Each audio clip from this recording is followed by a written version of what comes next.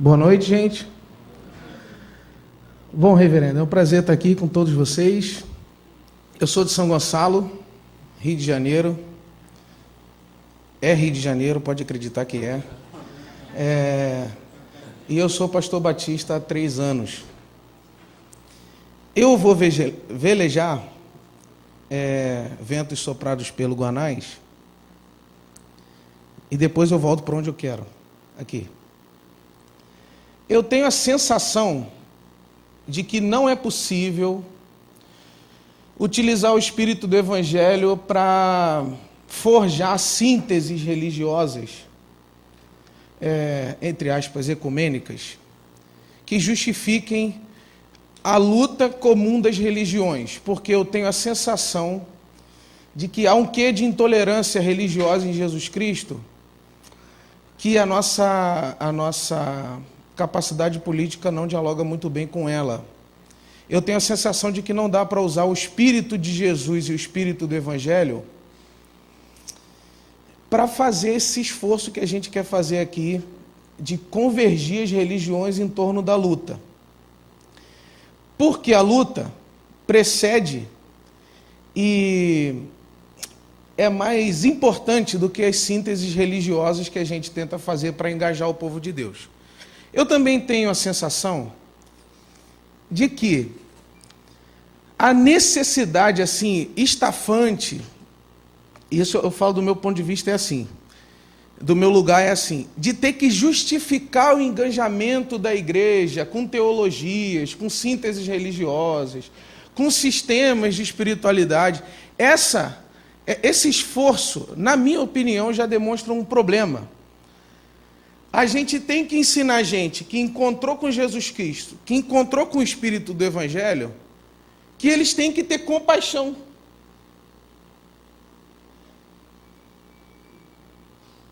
A gente tem que comunicar para a gente que diz ter o afeto inspirado por Jesus Cristo e justificar isso sistematicamente, teologicamente, religiosamente, que eles precisam ser generosos com o outro.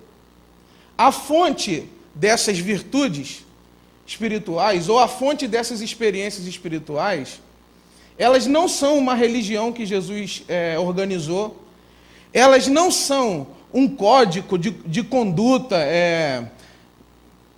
ornamentado pela fé que Jesus organizou. A fonte disso é a própria experiência vivencial com Cristo. E o fato de a gente precisar ter teólogos, pastores, professores de EBD, líderes de pequeno grupo, o fato da gente ter que ter esse pessoal instigando a gente para cuidar do outro, na minha opinião, já denota um problema. É o que o Rubem Alves chamaria de ausência. Essa ausência de solidariedade que exige um pastor que discursivamente, exageradamente, fique cobrando a gente um compromisso, essa ausência de misericórdia, isso já é um problema. E eu tenho muita dificuldade, muita, profunda dificuldade, de ter que ficar articulando discurso teológico, articulando discurso religioso, para engajar pessoas no que faz parte do espírito mais singular do Evangelho de Jesus. Eu fico pensando assim, meu Deus do céu, se as pessoas não chegaram a um termo de compaixão, a um termo de misericórdia, a um engajamento de solidariedade com o próximo, simplesmente pelo encontro real com Jesus Cristo e com o Evangelho, por que elas vão chegar a esse lugar com o meu discurso pastoral? Por que elas vão chegar nesse lugar com a minha capacidade argumentativa e teológica? Acho que não. E acho que essa ausência já pediria um constrangimento da igreja.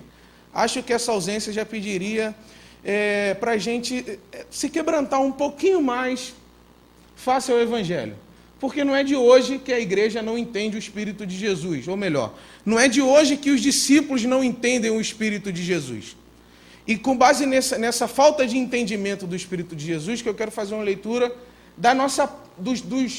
dos problemas que a nossa fé tem de se engajar em causas cobeligerantes ou em causas colaborativas. a comunidade, a colaboração, a ética transdisciplinar, por exemplo, todas essas virtudes coletivas, elas já se encontram no seio da experiência de Jesus. E elas fazem parte de todo tipo de comunicação divina que a gente encontra no Novo Testamento. O Novo Testamento é do início ao fim, e a experiência de Jesus Cristo, tanto a direta dele, quanto a enculturada dele, dos Atos para frente, por exemplo, todas as experiências de Jesus no Novo Testamento são fraternas, generosas, comunitárias, colaborativas, plurais, diversas, todas elas são assim. Exemplo, o primeiro capítulo de 1 João diz que quem anda com Deus na luz, anda com mais de uma pessoa junto com ele, porque não é possível andar com Deus na luz sem andar em comunidade. Não é possível conhecer a luz do Evangelho sem que a irradiação dela nos comungue com mais gente. Não é possível. Esse é só um exemplo. O texto do Novo Testamento, ele está repleto de éticas colaborativas, co-beligerantes, comunitárias. E o trajeto da igreja, ou melhor, o trajeto da nossa fé, parece trair esse espírito. O trajeto do nosso caminho protestante, da nossa opção protestante, parece trair o espírito do próprio protestantismo. Nós geramos denominações incontáveis. Talvez o apelo de Deus para a gente hoje é, dos anjos, olhe as estrelas dos céus e contemple a diversidade denominacional que vocês, protestantes, criaram. A gente tem um problema entre a gente. Olha só, Ronilson, eu estava sentado num ônibus, vindo para o centro do Rio de Janeiro. Tinha uma senhora de turbante, sentada num ônibus no banco sozinha. E tinha uma irmã, com certeza neopentecostal, que queria sentar ali, mas que estava nítido que ela não sentava ali, porque aquele turbante branco, aquelas guias penduradas no pescoço, e aquele sorriso debochado na direção da neopentecostal revelavam uma impossibilidade de compartilhamento do banco, porque ela era uma macumbeira. Era. Isso com a fé do outro. A gente tem dificuldade com a nossa fé. A gente tem dificuldade de comungar entre a gente, cristãos de tradição reformada, protestante e tudo mais. Os meus irmãos batistas têm uma dificuldade absurda. Dificuldade historicamente construída por fundamentalismos assim, viciantes, de comungar com os irmãos que, por exemplo, são de tradição presbiteriana. Eu fico pensando assim, se a gente não consegue sentar no banco com uma macumbeira, no banco do ônibus com uma macumbeira, como é que a gente vai enfrentar as lutas profundamente complexas do nosso tempo, que exigem mais do que uma afinidade religiosa. Exige convergência intelectual, exige convergência técnica, exige comunhão de muitas frentes.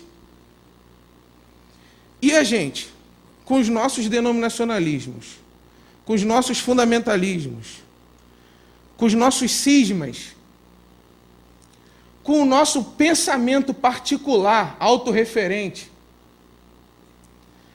com uma ética não redimida, que inspira a igreja a gravitar insistentemente na órbita do seu umbigo, dificilmente a gente vai dar conta das lutas que a gente tem que a gente tem que assumir, se na minha opinião, e tal, diante do tema que me foi proposto, se a gente não for livre dessas éticas. Se a gente não for livre da vingança que inspira as músicas e canções do universo gospel. Se a gente não for livre, por exemplo, de uma sedução contemporânea, dos neofundamentalismos contemporâneos. O camarada, Benjamin, ele acaba de sair do seminário, num seminário como o nosso, protestante, E ele tem absoluta certeza que a retidão doutrinária dele, ou melhor, que a retidão teológica e sistemática dele vai alavancar o ministério dele aos extremos da terra.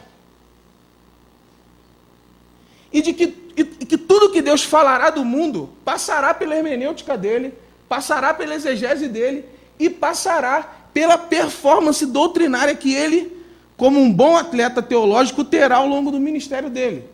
Isso me lembra uma história também do Rubem Alves, que ele diz o seguinte: o Galo acordava todo dia por volta das 4:30 da manhã e, arrogante, narciso de si, cantava debaixo da seguinte causa: eu vou cantar para o sol nascer. Ele ia lá, 4:00 da manhã, cantava, o sol nascia, e isso criava o mito comunitário de que sim, o galo canta para o sol nascer. E isso acontecia culturalmente, repetidamente, até que um dia o galo perdeu o horário. Ele acordou e o sol nasceu. E ele entrou nessa crise aí do Narciso. O sol nasceu. E o meu canto não valeu de nada. A nossa tradição é a tradição religiosa que acha que Deus, como sol da justiça, como Senhor da história, só vai cantar, só vai falar, só vai nascer, só vai brilhar, se a gente falar, se a gente emitir som e movimento. Porque a nossa tradição, toda ela, não está articulada em torno da experiência fundante do Evangelho, Jesus Cristo nosso Senhor. A nossa tradição está articulada em torno de pensamentos particulares, autorreferentes, a partir dos quais a gente lê e julga o mundo, e a partir dos quais o inferno é sempre o outro, o demônio é sempre o outro, o pecador é sempre o outro, sempre o outro. Na minha opinião batista, assim, e eu digo para a minha denominação isso, digo para o meu lugar isso, se eu não me redimir desse vício, dessa arrogância que o reverendo Guanais chamou de narcisismo, se eu não me redimir disso, se eu não dou conta de cantar no mesmo culto com os da mesma tradição, se na minha tradição é problemático eu partilhar a ceia do Senhor com quem não é batista, meu Deus do céu, como é que eu vou assumir as crises e as críticas desse tempo nosso? Como? Ó, aquele movimento ali, sem teto, ele está sendo convocado por um rapaz que é da Umbanda. Melhor a gente não se misturar com essa raça aí, não. Afinal de contas, eles são pecadores, eles estão nas trevas. E eles são pecadores, eles estão nas trevas, é o seguinte: eles não confessam a fé como a gente confessa. Eles não pronunciam o credo como a gente pronuncia o credo. Acabou meu tempo? Acabou, acho. Que bom. Por quê? Porque a gente crê assim. A gente crê que a verdade é um discurso. Quando para o Evangelho, para o Novo Testamento, a verdade é uma comunidade de pessoas. A gente crê que o Evangelho é a confissão sistemática, organizada e racional de Deus. Quando para o espírito do Evangelho, a verdade é o encontro, melhor, é a reconciliação do mundo com Deus por meio de Jesus Cristo. Na minha opinião, redimindo dessas éticas estranhas que a gente assumiu como igreja evangélica, a gente descobriria mais sobre a verdade no encontro plural da fé em Cristo. A gente descobriria mais sobre a verdade se a gente se encontrasse mais em torno da diversidade da nossa fé. E a gente, a partir daí, conseguiria enfrentar alguma causa justa no mundo. Porque, veja bem, ó, a redenção, a igreja, a minha comunidade, ela tem um programa, assim, de empreendedorismo urbano que a gente está criando. Uma narrativa diferente de participação social.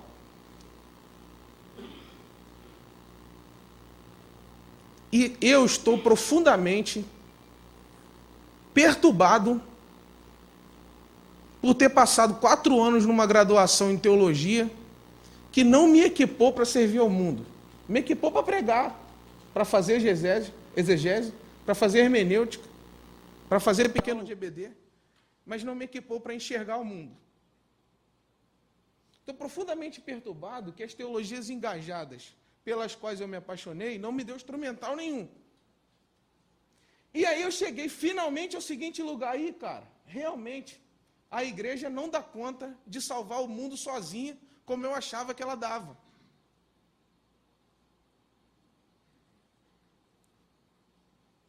E eu me dei conta que a minha tradição continua achando que ela vai salvar o mundo sozinha, que ela continua achando que ela é a única voz de Deus sobre a face da terra, e que ela vai fazer isso na proclamação verbal do Evangelho apenas. É tipo assim, a crise, na minha opinião, é tão assim original, é tão no começo da parada, que difícil a gente assumir alguma luta digna do mundo sem antes a gente se libertar desses preconceitos todos. Sem antes, melhor, a gente ser redimido desse preconceito todo. Para terminar, eu tenho a impressão, e aqui eu estou concordando com o que a tradição protestante gosta de chamar de liberal, chamado Harnack. Ele diz que a gente tem muito mais paixão, a gente tem muito mais engajamento. Eu diria outra palavra, que vocês provavelmente já saibam o que eu quero dizer assim com... A gente teria muito mais compromisso, a gente tem muito mais compromisso com a defesa da fé, da doutrina, da exatidão doutrinária, do que com a defesa da santidade da vida. Isso ele falava isso ele falava sobre 1600 e pouco. E é verdade. Faz uma charge sobre a caricatura cristológica dos gospel brasileiros, você vai ver o problemão que você vai arrumar. Agora, pede para que esses 22% da população no Brasil se enganje com o problema hídrico. Isso não é causa, não, dos anjos. Ou melhor, pede para que esses 22% da população se indigne com a fome. Não. A gente tem compromisso em defender o Thales Roberto.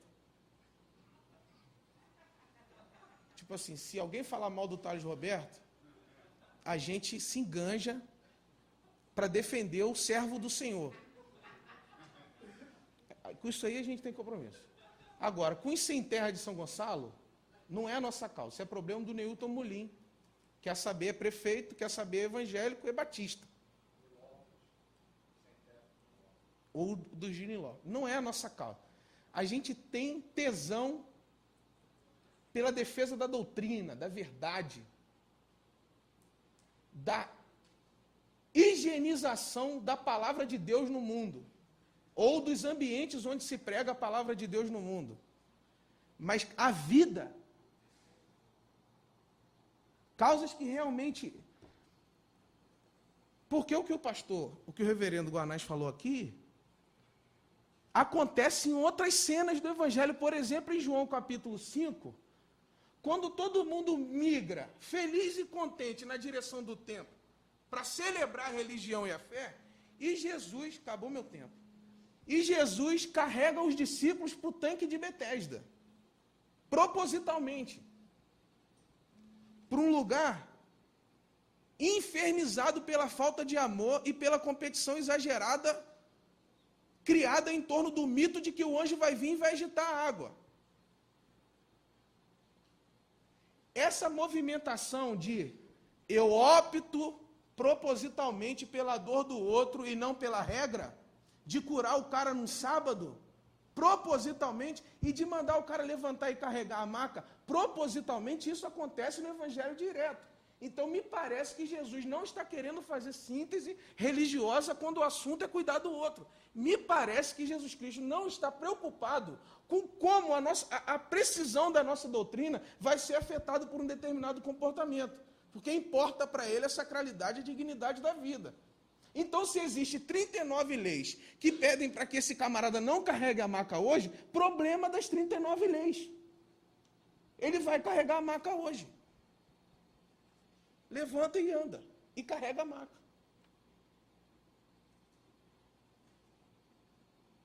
Então, é isso. Acabou meu tempo. Desculpa, porque eu sou batista e eu não fui treinado na precisão homilética dos presbiterianos que pregam como ninguém nesse mundo.